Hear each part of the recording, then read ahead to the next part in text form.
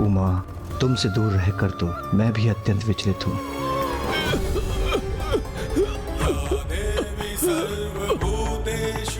महादेव, महादेव, दर्शन दीजिए महादेव, दर्शन दीजिए महादेव।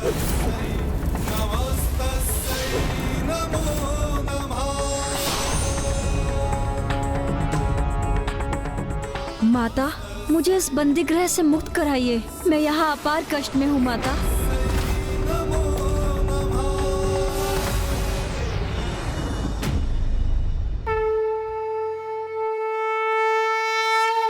माता, स्कंद माता की महाकथा में आपको अब तक ज्ञात हुआ कि किस प्रकार कुमार कार्तिकेय का जन्म हुआ और किस प्रकार माँ आदि शक्ति ने उन्हें प्रशिक्षित कर उन्हें सबल बनाया। और अब हम आपको माता के षष्ठम रूप की कथा सुनाने जा रहे हैं। अरे अरे ब्राह्मण बंधु, आप माता से संबंधित एक अत्यंत महत्वपूर्ण प्रसंग का उल्लेख किए बिना ही कथा को आगे बढ़ा रहे हैं। अभी स्कंद माता की कथा संपन्न कहाँ हुई? इन घटनाओं के उपरांत उनके जीवन में जो संकट उत्पन्न हुए, उन्हें कैसे भूल गए आप? संकट? कैसा संकट? दक्षिण में धर्म की स्थापना का उत्तरदायित्व सौंपकर महादेव ने कुमार कार्तिकेय को वहां भेज दिया।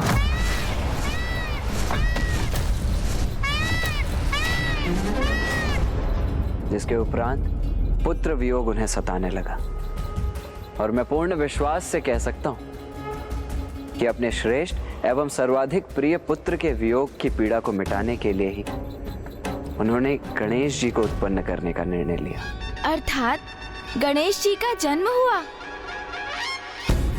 तो ब्राह्मण बंधु ये बताइए, तो ये संकट कैसे हुआ? अरे, आपको ज्ञात नहीं ब्राह्मण बंधु? गणेश जी तो कुमार कार्तिकेय के विपरीत बहुत ही नटखट थे, नटखट भी और उद्दंड भी। जहां कुमार कार्तिकेय मेधावी थे, बुद्धिमान थे और धैर्यवान थे, वहीं गणेश जी इतने उद्दंड थे कि उन्हें तो समझाना ही अत्यंत कठिन होता था। किंतु वो माता के दुलारे भी थे।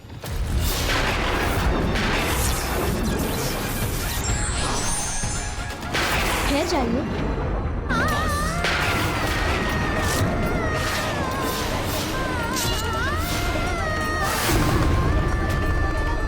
गज का मुख लगने के पश्चात गणेश जी का रूप पूर्ण हुआ।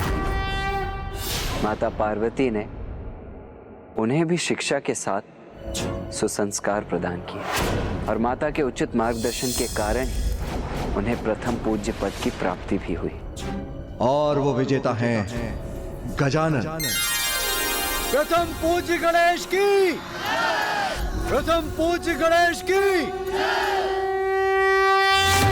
प्रत्येक माता का एक ही लक्ष्य होता है कि वो अपनी संतान में उन सभी गुणों योग्यताओं का समावेश कर सके जिससे वो जीवन में श्रेष्ठता और सफलता प्राप्त कर सके। और माता ने स्कंद माता रूप में समर्पण और निष्ठा से माता होने का दायित्व निभाया। और इस प्रकार समाप्त होता है माता स्कंद की कथा। आइए अब हम माता आदि शक्ति के षष्ठम रूप माता कात्यायनी की कथा कहेंगे।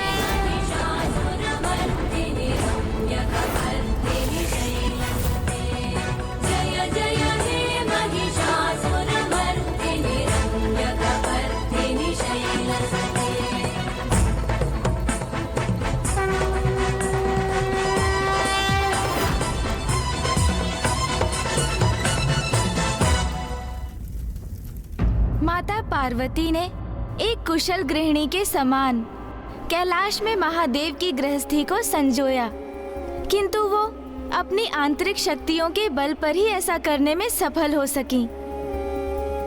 किंतु स्त्री शक्ति उसके गृह की सीमाओं से नहीं बंधी होती है। समय आने पर अपने गृह और परिवार के साथ साथ महान त्याग कर, यहाँ तक कि अपने पति और संतानों से दूर रहने का कष्ट सहकर भी संसार के संकट और दुख हरने के लिए तत्पर रहती हैं। सत्य है ब्राह्मण देवता, स्त्री के त्याग और बलिदान की कोई सीमा नहीं है।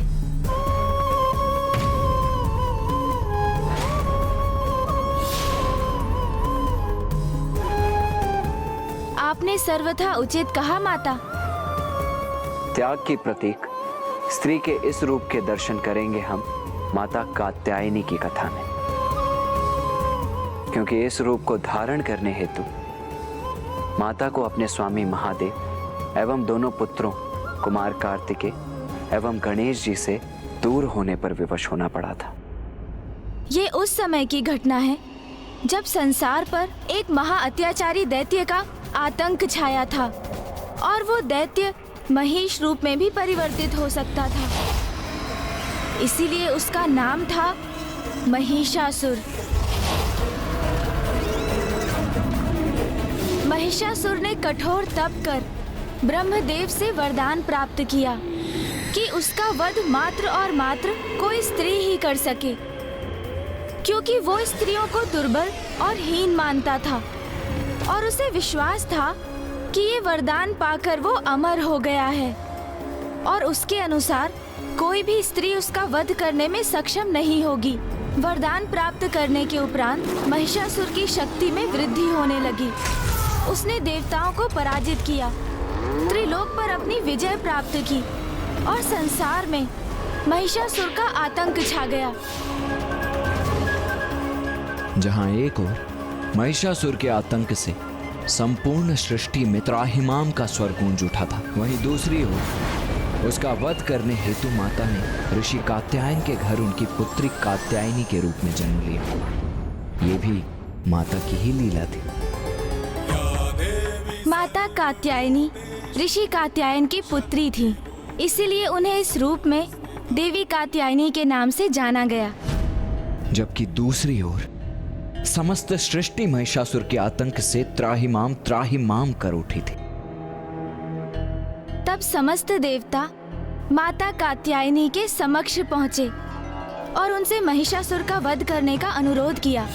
समस्त देवताओं को, हम त्रिदेवों को, समस्त जगत को आपकी आवश्यकता है।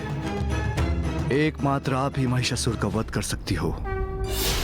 महादेव के आवाहन पर सृष्टि के कल्याण हेतु माता ने कात्यायनी अवतार लिया। देवताओं ने अपनी समस्त शक्तियाँ एवं अस्त्र माता कात्यायनी को प्रदान किए और फिर माता कात्यायनी सिंह पर आरूढ़ होकर विंध्याचल पर्वत की ओर प्रस्थान कर गईं। विंध्याचल पर्वत? वहाँ क्यों गई माता? क्योंकि बड़े से बड़े पापी को सुधरने का एक अवसर प्रदान करती है माता। किंतु निरंकुश महिषासुर कहाँ संभलने वाला था, इसीलिए अब उसका अंत निकट ही था और माता भी उचित समय की ही प्रतीक्षा कर रही थी। सत्य ही है, विनाश काले विपरीत बुद्धि, क्योंकि जैसे ही महिषासुर को ज्ञात हुआ कि एक सुंदर साध्वी विंध्याचल पर्वत पर तपस्या में लीन है, तो उसने विवाह प्रस्ताव के साथ अपने संदेश वाहकों को माता के पास भेज दिया। जाओ, विंध्याचल जाकर मेरा प्रस्ताव दो उस कात्यायनी को। कहो उससे कि सर्वशक्तिमान महिषासुर उससे विवाह करना चाहते हैं। जाओ और जाकर अपने महाराज को मेरा संदेश दो कि यदि उन्हें मेरा वरण करना है तो उन्हें मुझसे युद्ध कर मुझे परास्त करना होगा। माता की चुनौती सुन महिषासुर का पुरुष होने का दंभ आहत हुआ और वो मूर्ख उनसे युद्ध करने चला गया। तब माता और महिषासुर के मध्य भीषण युद्ध हुआ और जिसमें माता ने उसकी संपूर्ण सेना एवं उसके सेनापतियों को नष्ट कर दिया और युद्ध के अंत में माता ने महिषासुर के वक्ष पर त्रिशूल प्रहार कर उसका वध किया और संसार को उसके आतंक से मुक्त कराया।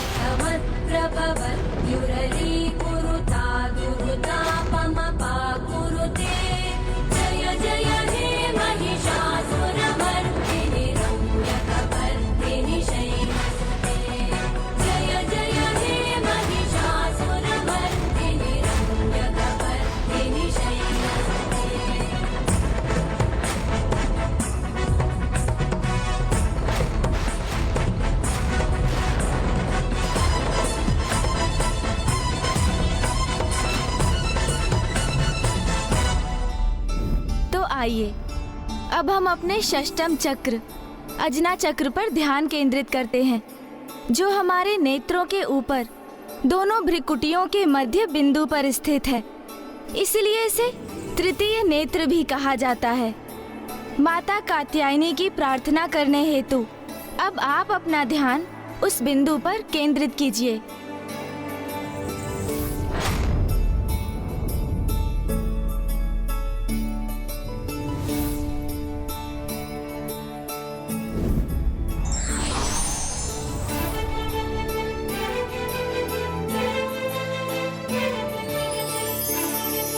अब मेरा स्वयं से साक्षात्कार हो रहा है।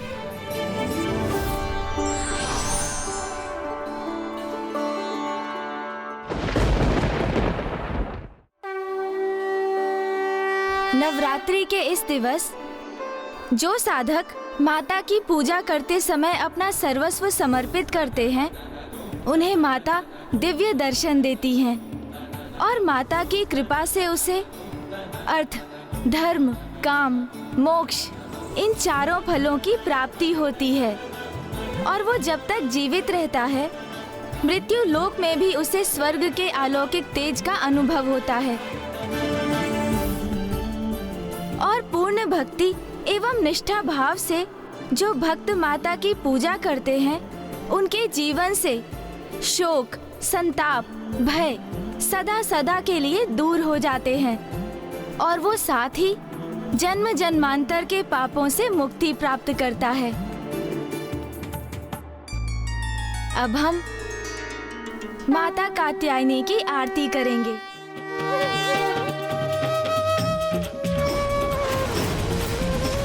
शक्ति रूप महिषासुर मर्दिनी हे मां कात्यायनी, नारी का आदर्श प्रतीक तू ही जगत की जननी हे मां, तू ही दानव घातिनी हे मां, तू ही दानव घातिनी।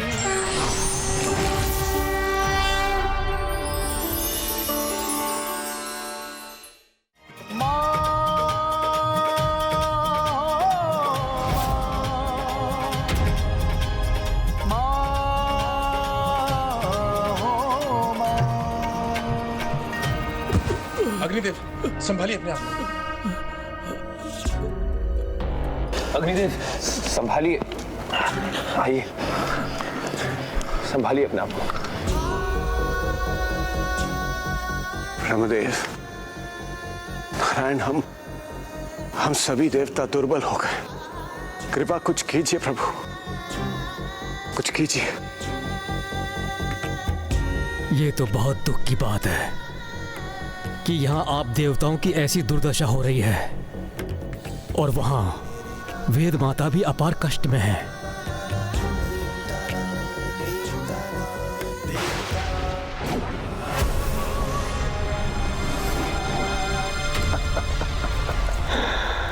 बहुत कष्ट हो रहा है वेद माता।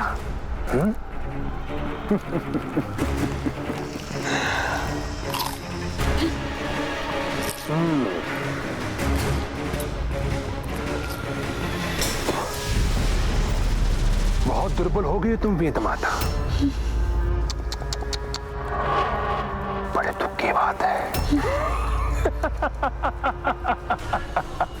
मुझे यहाँ से मुक्त करो दुर्गमासुर, मुझे यहाँ से प्रस्थान करने दो। वेद माता, तुम्हें मुक्त करूंगा तो संसार में ज्ञान का प्रसार होना पुनः आरंभ हो जाएगा। मनुष्य सदाचारी हो जाएंगे, ईश्वर की पूजा यज्ञ आदि में लीन हो जाएंगे। इसलिए तुम्हारे यहां बंदी रहने से तुम्हारा ज्ञान संसार से लुप्त रहेगा, अज्ञानता छाए रहेगी और मूर्ख अज्ञानियों को मैं किसी भी दिशा में भटकाकर अपना सेवक बना लूंगा।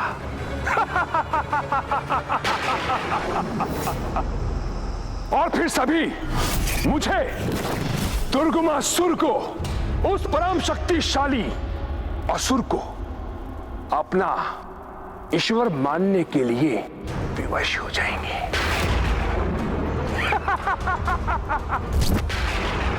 वेद माता, मैं हूं दुर्गमासुर, जिसने ब्रह्मलोक से वेद माता का हरण कर संसार से वेदों का अस्तित्व ही मिटा दिया।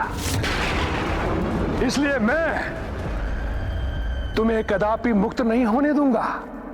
वेद माता।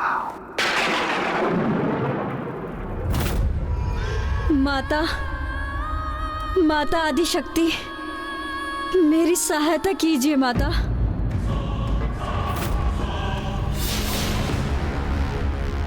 वेद माता, जितनी प्रार्थना करनी है कर लो, किंतु कोई भी माता तुम्हें यहां मुक्त कराने नहीं आ सकती।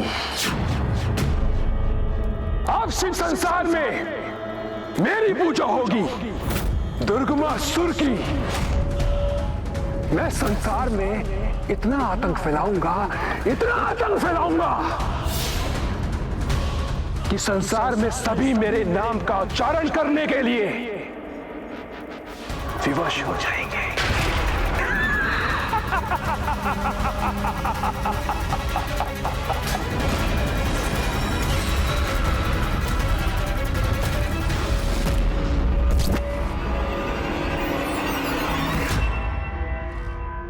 हमारे पास अब समय बहुत ही अल्प है महाराज, इसलिए माता की संपूर्ण कथा का समापन करना होगा हमें, क्योंकि मुझे आभास हो रहा है कि इस समय दुर्गमासुर के कारण संसार में पापाचार बढ़ता ही जा रहा है। यदि शीघ्र ही माता पिता का मिलन ना हो पाया तो उनकी अनुपस्थिति में दुर्गमासुर संसार का अहित पर अहित करता चला जाएगा। इसलिए दुर्गमासुर का वध करने के लिए माता पिता का मिलन होना अति आवश्यक है।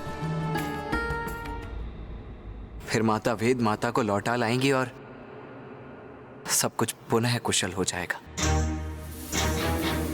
तो चलो अब माता की पूजा आरंभ करने के पूर्व उनके दर्शन कर उनका आशीष प्राप्त कर लेते हैं।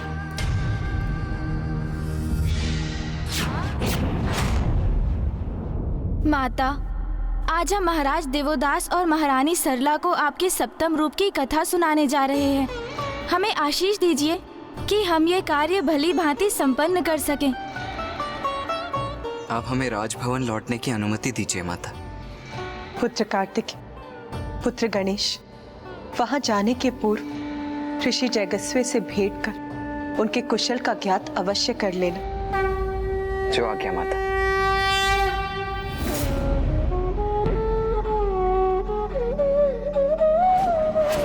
गणेश, ऋषिवर की नाड़ी में स्पंदन तो है, किंतु अत्यंत मध्यम।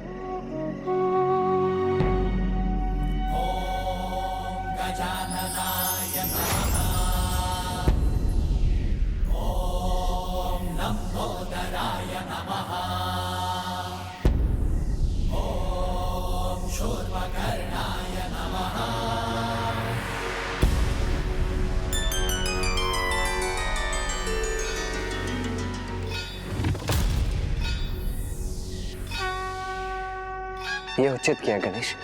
ऋषिवर के भीतर प्राण शक्ति का संचार कर, जिससे उनके नाड़ी के स्पंदन में अब वृद्धि हो रही है।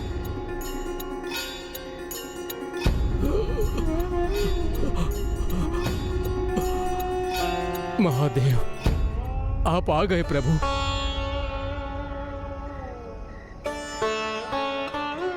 पिताश्री को यहाँ ना पाकर ऋषिवर के प्राण तो पुनः क्षीण पड़ते जा रहे हैं।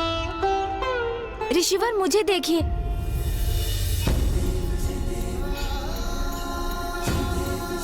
प्रथम पूज्य गणेश जी, महादेव कहाँ हैं? ऋषिवर, मुझ पर विश्वास रखिए, आपको महादेव के दर्शन अवश्य होंगे और आप अपनी पूर्ण आयु भोगेंगे, किंतु उसके लिए आपको अपने संकल्प को पूर्ण करने हेतु जीवित रहना होगा।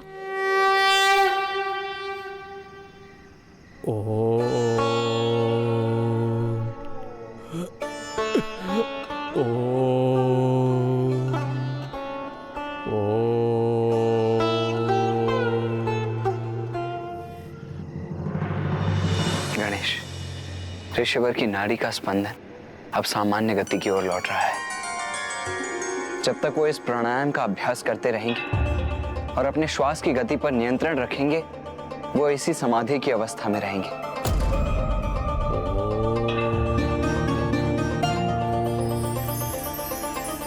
हाँ भैया, किंतु ये तो एक अस्थायी समाधान ही है और अभी 3 दिवस शेष हैं।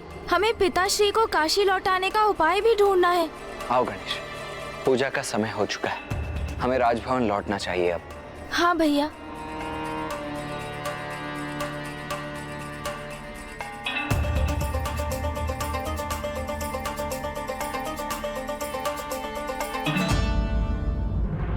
आज नवरात्रि के सप्तम दिवस हम माता काल रात्रि की पूजा करेंगे।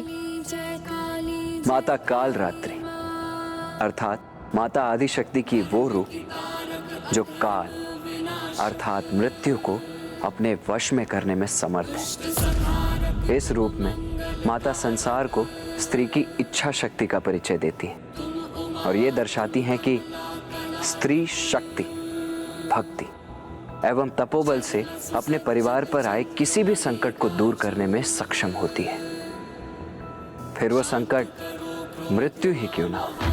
किंतु माता का काल रात्रि स्वरूप अत्यंत भयंकर भी है। इनके शरीर का रंग गहन अंधकार के समान काला है। शीश के केश बिखरे हुए हैं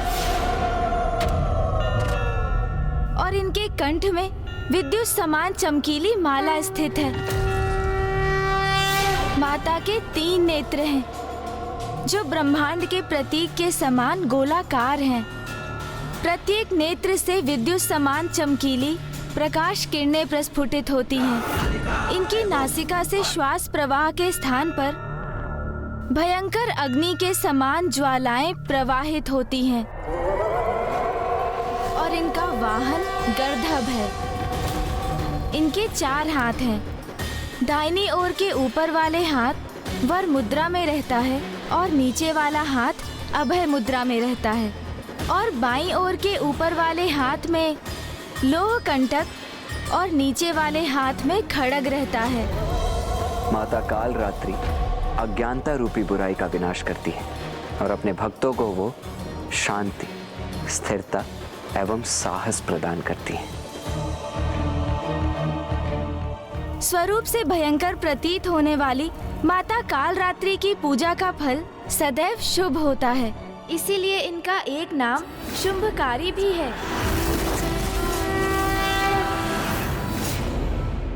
अब हम माता काल रात्रि की आरती करेंगे।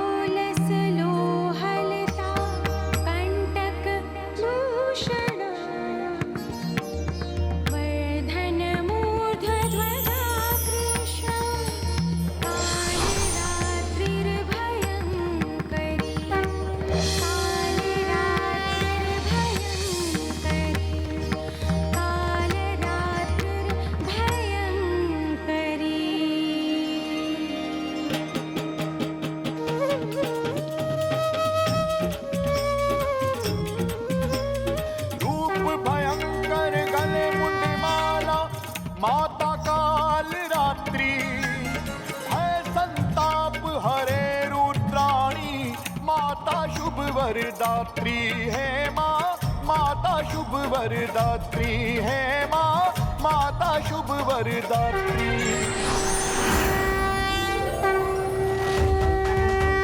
अब तक माता के 9 रूपों की कथा में आपने जाना कि माता ने शैलपुत्री रूप में महाराज हिमावन के यहाँ जन्म लिया, फिर ब्रह्मचारिणी रूप में कठोर तप कर महादेव को वर रूप में पाकर उनसे विवाह किया, फिर चंद्रघंटा रूप में घंटनाद से बुरी शक्तियों का नाश किया, कैलाश और अपने स्वामी की कुशलता को सुनिश्चित किया। माता कुष्मांडा स्वरूप में माता ही संसार की प्राण शक्ति होती हैं और उनके स्मित हास्य से ब्रह्मांड का जन्म होता है। स्कंद माता रूप में माता ने कुमार कार्तिकेय एवं गणेश जी को संस्कार प्रदान किए। जिस प्रकार एक नारी अपने गृह में अनुशासन एवं समय का महत्व समय समय पर सबको ज्ञात कराती रहती है और अपने क्रियाकलापों से सभी को संचालित करती है, उसी प्रकार माता कालरात्रि हमें समय का ज्ञान देकर, समय पर नियंत्रण रखने की प्रेरणा देकर हमें अनुशासित करती हैं। माता के इस स्वरूप का प्रादुर्भाव तो इस कल्प में आगे चलकर होगा और तभी संसार को माता की कथा का ज्ञान भी होगा। किंतु ब्राह्मण देवता, आपने ये नहीं बताया कि माता कालरात्रि के जाप से, उनकी प्रार्थना से कौन सा चक्र जागृत होता है? महाराज, अंतिम चक्र अर्थात सहस्रार चक्र तभी जागृत हो सकता है जब आप माता की शेष नवरात्रि कथा का श्रवण करेंगे। उसके लिए आपको थोड़ी और प्रतीक्षा करनी होगी महाराज।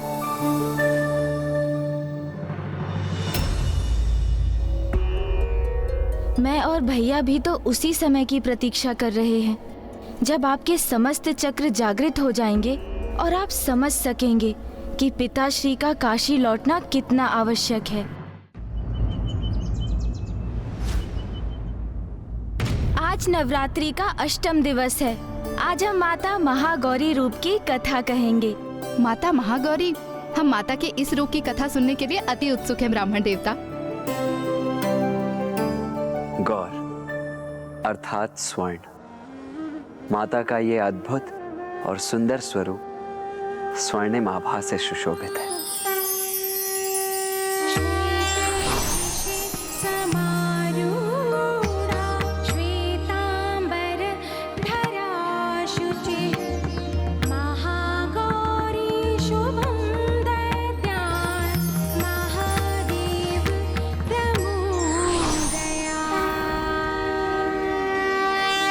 बात उस समय की है जब माता पार्वती गणेश जी को उत्पन्न कर मातृत्व का सुख प्राप्त कर चुकी थी। ओम नमः शिवाय, ओम नमः शिवाय। माँ, पुत्र,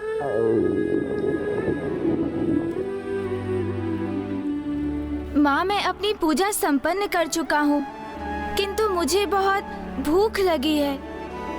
पुत्र, मैं अभी भोजन की व्यवस्था करती। जा और जाकर अपने भ्राता को भी बुला लो, तो अभी अभ्यास कर रहा होगा।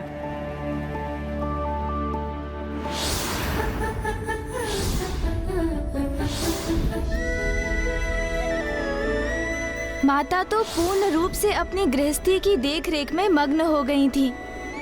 महादेव के साथ अपने पुत्रों के सुख का ध्यान रखने के साथ कैलाश को सुव्यवस्थित रखने में मग्न थी वो।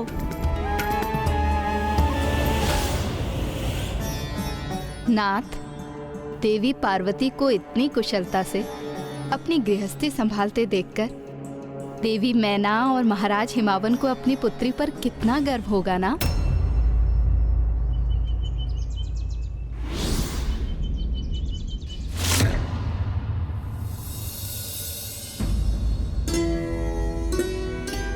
क्या हुआ नाथ? मेरे शब्दों का श्रवण कर आप इतने चिंतित क्यों हो गए? प्रिय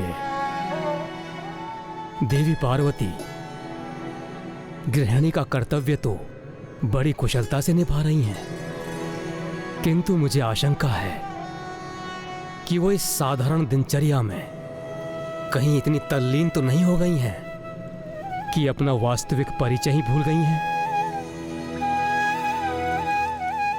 उन्हें इस बात का भी स्मरण नहीं कि वो वास्तव में कौन है।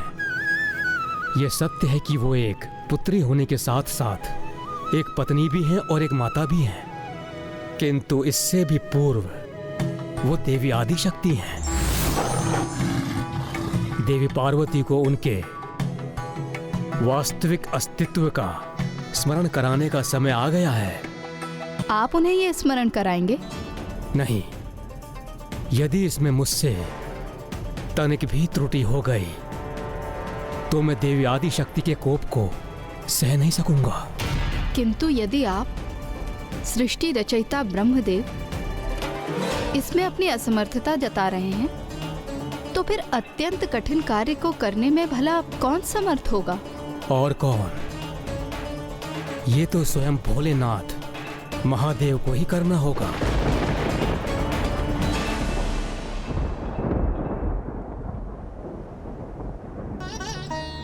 महादेव,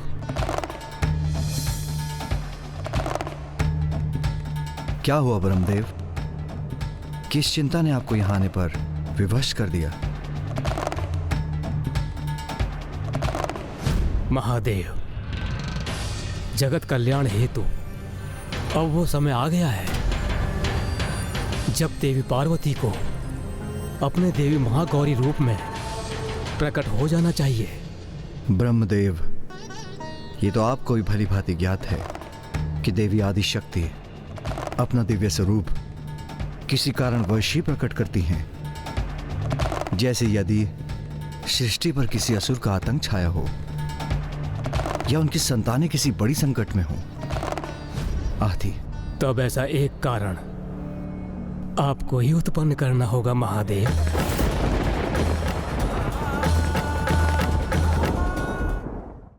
देवी पार्वती अपने गृहस्थी में इतनी रम गई हैं कि वो ये भी भूल गई हैं कि उनका दिव्य स्वरूप क्या है। इसलिए किसी प्रकार उनमें उत्तेजना उत्पन्न नहीं होगी। उनमें अपने दिव्य स्वरूप को धारण करने की इच्छा भी जागृत नहीं होगी। ब्रह्मदेव, स्पष्ट कहिए, आपकी मुझसे क्या अपेक्षा है?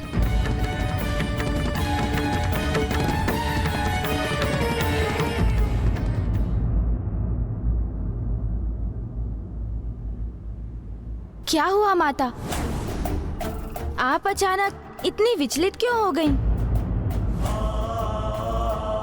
ब्राह्मण देवता, इतनी कठोर तपस्या कर माता ने पति रूप में महादेव का सानिध्य प्राप्त किया और फिर संतान प्राप्ति के मार्ग में भी उन्होंने इतनी बाधाओं का सामना किया। और अब जब माता को कुमार कार्तिकेय और गणेश जी के रूप में संतान सुख की प्राप्ति हुई और उनका जीवन एक पूर्णता प्राप्त कर चुका था, तो उनके द्वारा एक गृहिणी के दायित्व को निभाने में अनुचित क्या था? माता, इसमें तो कुछ भी अनुचित नहीं है। वैसे भी एक गृहिणी का कर्तव्य तो अत्यंत कठिन होता है, किंतु सत्य तो ये भी है कि माता जगत जननी है, माता आदि शक्ति है और उनकी दया दृष्टि एवं स्नेह की आवश्यकता तो इस संपूर्ण संसार को है। समय समय पर दुष्ट शिक्षण एवं शिष्ट रक्षण हेतु माता को अपने दिव्य रूपों में प्रकट होना अनिवार्य होता है। सृष्टि को माता की आवश्यकता थी, क्योंकि साधकों को अनेक सिद्धियां प्राप्त करने में एकमात्र माता ही सक्षम थी और ये साधक इन सिद्धियों की शक्ति से ही संसार का कल्याण कर सकते थे। माता पार्वती द्वारा माता महागौरी रूप धारण करना स्त्री शक्ति की पूर्ण व्याख्या के लिए भी आवश्यक था, क्योंकि एक स्त्री के जीवन में विवाह का विशेष महत्व होते हुए भी उसका जीवन वहीं समाप्त नहीं हो जाता। विवाह के उपरांत भी एक स्त्री परिवार की देखरेख के साथ साथ सर्व समाज के उत्थान में अपना योगदान देने में समर्थ होती है। उचित कहा ब्राह्मण देवता। तो फिर ब्रह्मदेव ने माता को प्रेरित करने हेतु कैसा कारण उत्पन्न करने का सुझाव दिया? उनके अनुसार इसका एकमात्र उपाय था महादेव द्वारा माता का अपमान।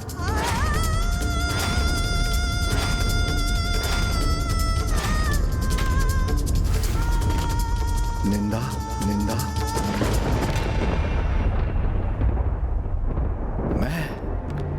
मैं उमा की निंदा करूं? हाँ महादेव, आप किसी भी प्रकार देवी पार्वती के रूप की निंदा कीजिए। ब्रह्मदेव, मेरी अर्धांगिनी है उमा, उसका रूप नहीं, उसका तो संपूर्ण प्रतिरूप दिव्यता का प्रतीक है, अति सुंदर है, उनकी शक्ति अनंत है, स्वयं प्रकृति है। और ये ज्ञात होते हुए भी आप मुझे कैसा सुझाव दे रहे हैं? मेरे कथन को अन्यथा ना ले महादेव। कदाचित हमारे पास केवल यही एक उपाय है। संसार में कल्याण हेतु आपको यह करना ही होगा, और मुझे पूर्ण विश्वास है कि आप देवी पार्वती की निंदा करने का उपाय अवश्य ढूंढ लेंगे। तो क्या महादेव ने माता की निंदा की? उन्होंने इस परिस्थिति को कैसे संभाला ब्राह्मण देवता? माता पार्वती को स्वयं से विलग करने का महादेव के समक्ष यही एक सर्वोत्तम उपाय शेष था, जो उन्होंने अपने अनुसार उचित आशय से किया। किंतु अगले ही क्षण उनके कहे का कुछ ऐसा परिणाम निकलेगा, उन्होंने सोचा भी नहीं था।